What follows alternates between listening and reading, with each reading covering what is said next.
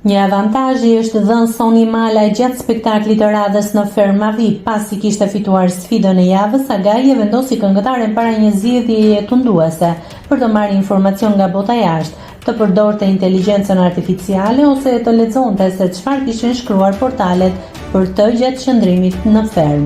Sony zgjodhi këtë të dytën, por u përball me titull që e lan të habitur. Ndër lajmet që ju shfaqen në ekran, më i bujshmi ishte një titull që e përfshinte atë në një trekëndësh të supozuar, Moll Sherry me Sionidës dhe Sonit Flor Mumajezi, si dhe lajme të tjera që aludonin për ironi dhe debate për rroba firmato mes dy këngëtarëve. Menjëherë pas përfundimit të Prime-it, Sony ka mbledhur fermerët e tjerë për të sqaruar situatën, duke u shprehur e revoltuar me lajmet e rreme që qarkullojnë jashtë. Ajo ka hedhur poshtë me bindje çdo lajm për debate me Jonida Maliqin dhe ka treguar habin e saj për përfshirjen e emrit të Flor Mumajezit në këtë mes. Rena komplet, i thash Arbanës sa janë për një prillin këto, ishte gjoja kur kam pasur unë me Jonidën debate, që ne kemi patur një gjë tjetër komplet. Kur ka dalë Jonida, unë u mërzita se ishte konkurrente e fortë dhe unë u mërzita realisht u shpresoni para banorëve.